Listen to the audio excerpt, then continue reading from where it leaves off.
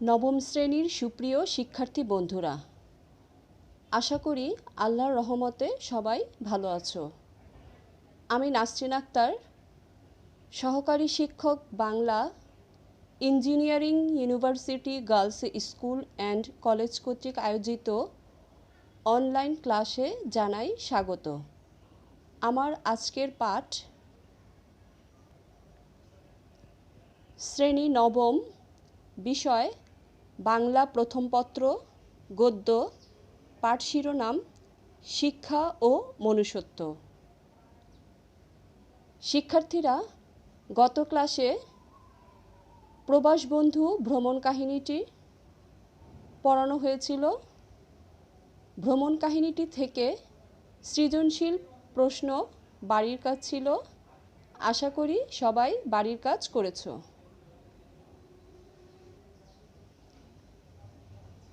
শিখন ফল। এই পাঠ শেষে শিক্ষার্থীরা যা জানতে পারবে: মোতাহের হোসেন চৌধুরী সম্পর্কে জানতে পারবে, প্রবন্ধটির মূল প্রতিপাদ্য বিষয় সম্পর্কে ধারণা লাভ করতে পারবে, জীবসত্তা ও মানবসত্তার স্বরূপ সম্পর্কে জানতে পারবে, মনুষ্যত্বের বিকাশে শিক্ষার ভূমিকা সম্পর্কে জ্ঞান লাভ করবে, মানব জীবনে মুক্তির গুরুত্ব অনুধাবন করতে পারবে।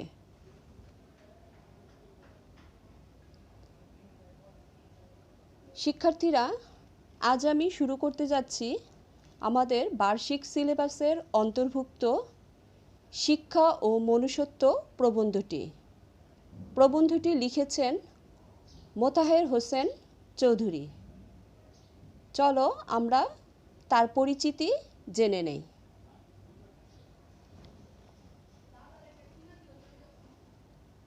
মোতাহের হোসেন চৌধুরী জন্ম 1903 সালে কুমিল্লায় জন্মগ্রহণ করেন।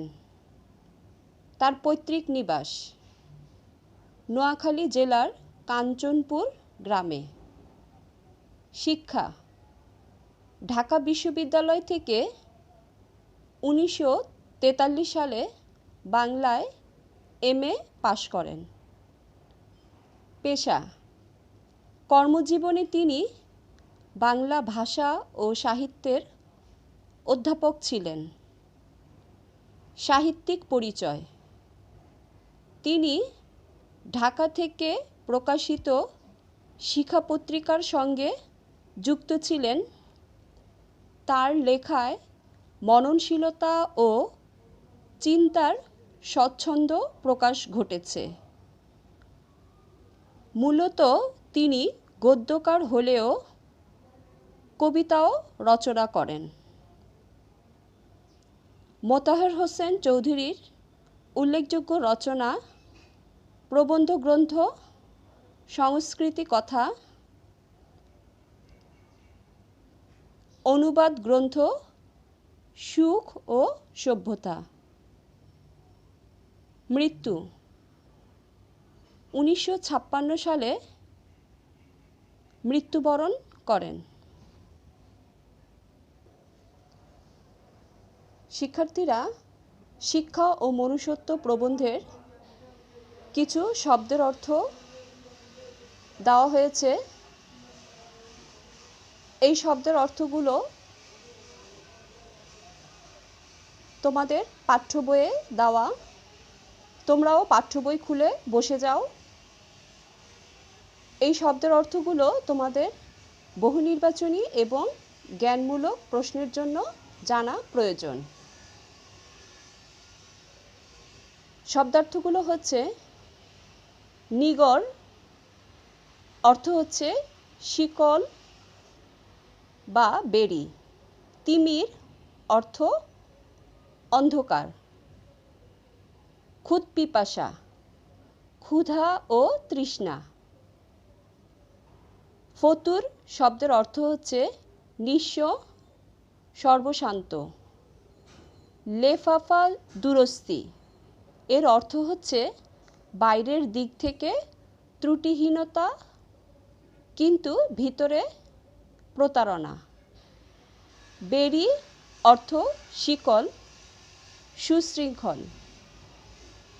হামেশা অর্থ হচ্ছে সবসময় বা সর্বক্ষণ।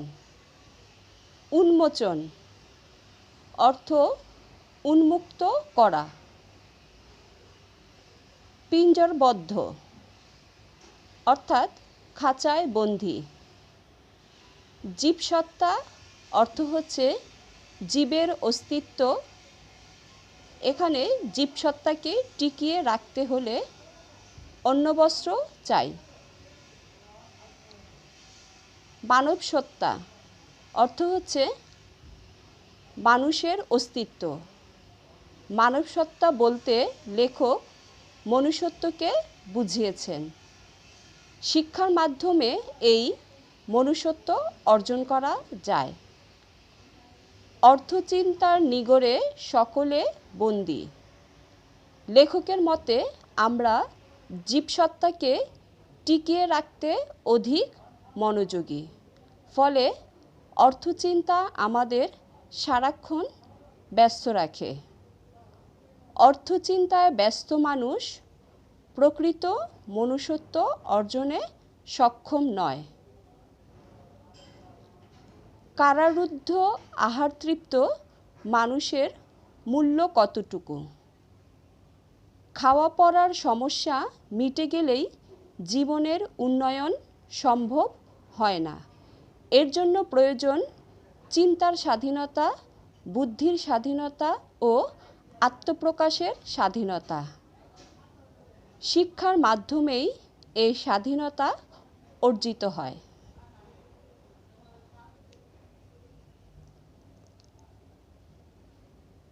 শিক্ষার্থীরা, আমরা আগেই জেনেছি শিক্ষা ও মনুষ্যত্ব প্রবন্ধটি লিখেছেন মোতাহের হোসেন চৌধুরী। এখন আমরা প্রবন্ধটির উৎস এবং বিষয়বস্তু জানব। শিক্ষা ও মনুষ্যত্ব প্রবন্ধটির উৎস।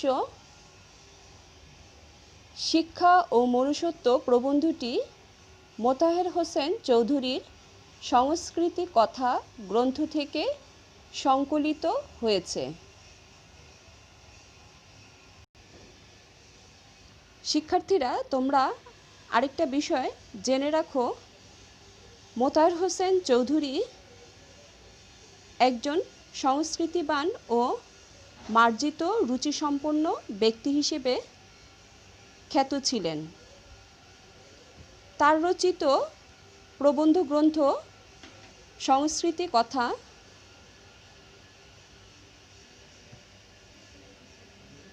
বাংলা সাহিত্যের মননশীল প্রবন্ধ ধারায় একটি উল্লেখযোগ্য সংযোজন। তার মৃত্যুর পর গ্রন্থটি প্রকাশিত হয়। এটি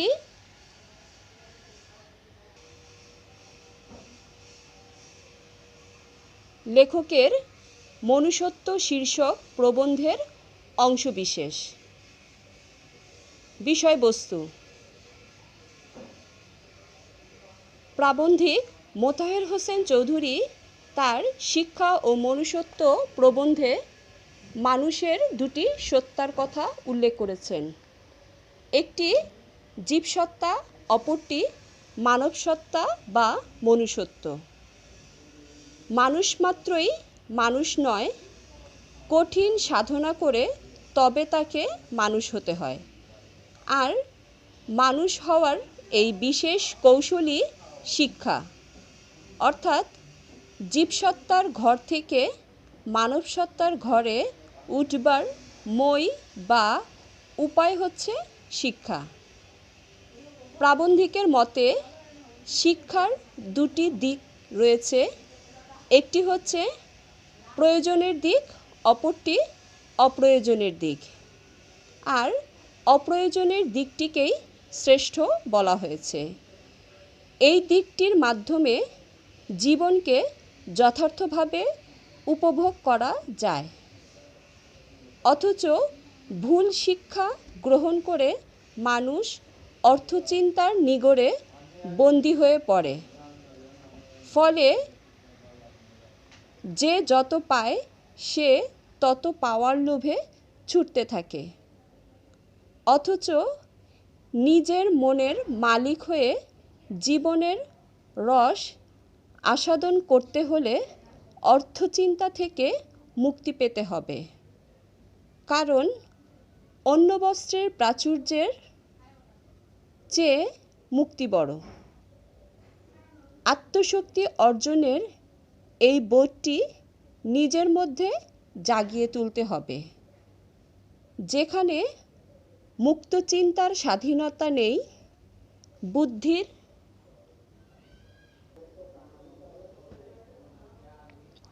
স্বাধীনতা নেই, আত্মপ্রকাশের স্বাধীনতা নেই,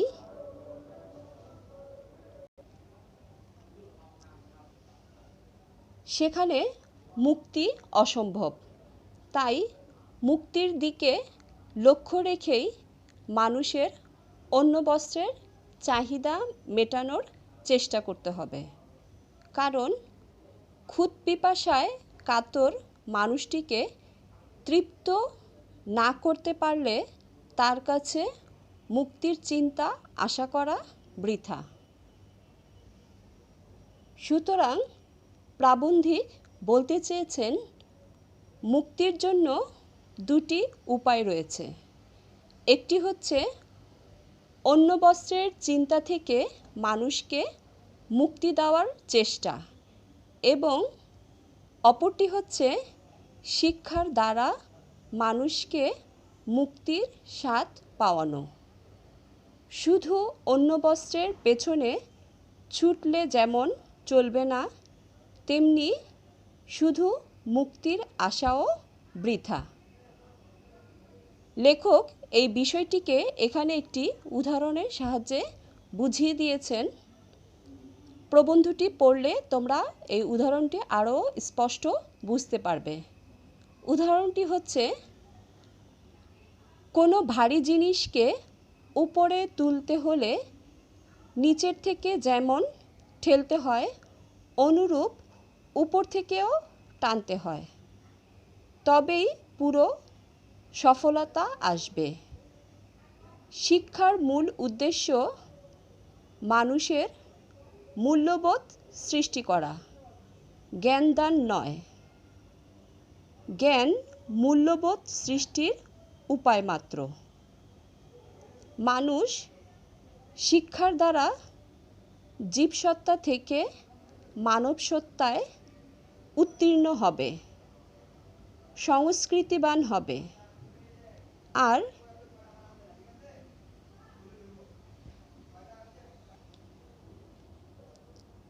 এটি শিক্ষার লক্ষ্য। প্রকৃত শিক্ষার মাধ্যমে মনুষ্যত্বে যেমন বিকাশ ঘটে, তেমনি মানব উন্নয়নের জন্য শুধু ব্যক্তিগত চেষ্টা নয়, বরং সুশৃঙ্খল সমাজ ব্যবস্থাও জরুরি। শিক্ষার্থীরা, শিক্ষা ও মনুষ্যত্ব প্রবন্ধটির বিষয়বস্তু সংক্ষেপে আলোচনা করা হলো। তোমরা প্রবন্ধটি খুব সুন্দর করে রিডিং পড়বে, যা তোমাদের বহুনির্বাচনী এবং সৃজনশীল প্রশ্নের উত্তরে সহায়তা করবে। শিক্ষার্থীরা, তোমাদের জন্য বাড়ির কাজ। 1 নং প্রশ্ন, মোতাহের হোসেন চৌধুরী কত সালে এবং কোথায় জন্মগ্রহণ করেন? আমরা তার পরিচিতি পড়ে জানতে পেরেছি। মোতাহের হোসেন চৌধুরী 1903 সালে কুমিল্লায় জন্মগ্রহণ করেন। 2 নং প্রশ্ন, মোতাহের হোসেন চৌধুরীর পৈতৃক নিবাস কোথায়? তার পৈতৃক নিবাস নোয়াখালী জেলার কাঞ্চনপুর গ্রামে। 3 নং প্রশ্ন হচ্ছে, কর্মজীবনে তিনি কি ছিলেন? এই প্রশ্নের উত্তরটিও আমরা তার পরিচিতি পড়েই জানতে পেরেছি।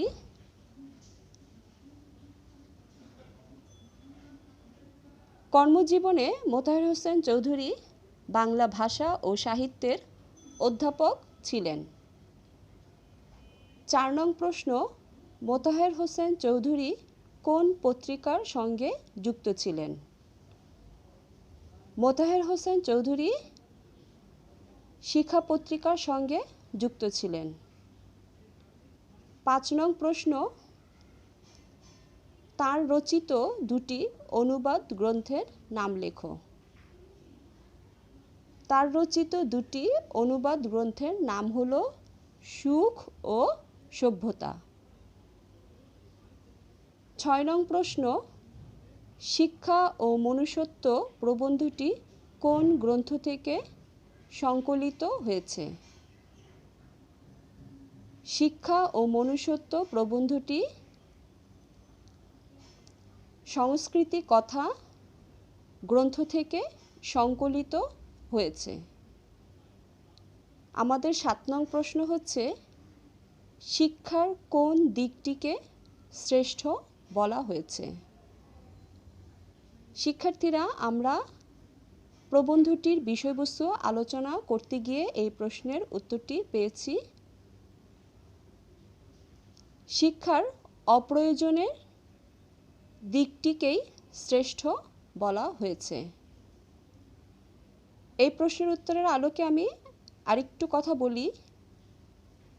প্রবন্ধটির বিষয়বস্তু আলোচনা করতে গিয়ে আমরা জেনেছি শিক্ষার 2টি দিকের কথা বলা হয়েছে। একটি হচ্ছে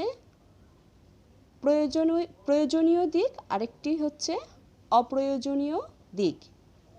আমাদের 7 নং প্রশ্ন ছিল, শিক্ষার কোন দিকটিকে শ্রেষ্ঠ বলা হয়েছে? অপ্রয়োজনের দিকটিকেই শ্রেষ্ঠ বলা হয়েছে। 8 নং প্রশ্ন হচ্ছে, শিক্ষার আসল কাজ কি? শিক্ষার আসল কাজ মূল্যবোধ সৃষ্টি।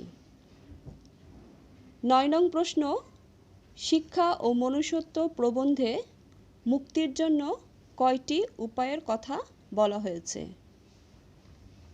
শিক্ষা ও মনুষ্যত্ব প্রবন্ধে মুক্তির জন্য 2টি উপায়ের কথা বলা হয়েছে। আমাদের সর্বশেষ এবং 10 নং প্রশ্ন হচ্ছে, লেফাফা দুরস্তি শব্দের অর্থ কী? শিক্ষার্থীরা, আমরা শব্দের অর্থ পড়ে এই শব্দের অর্থটি জানতে পেরেছি। লেফাফা দুরস্তি শব্দের অর্থ হচ্ছে বাইরের দিক থেকে ত্রুটিহীনতা কিন্তু ভিতরে প্রতারণা। শিক্ষার্থীরা, তোমাদের জন্য 10টি জ্ঞানমূলক প্রশ্ন দেওয়া হয়েছে। তোমাদের অবশ্যই মনে আছে এই প্রশ্নের উত্তরগুলো এক কথায় নয়, অর্থাৎ বাক্যের উত্তরগুলো লিখতে হবে। আমি আশা করি সবাই সুন্দর করে বাড়ির কাজ করবে। পরবর্তী ক্লাসে আবার কথা হবে। সবাই ভালো থেকো, নিরাপদে থেকো এবং নিয়মিত লেখাপড়া করো। আল্লাহ হাফেজ।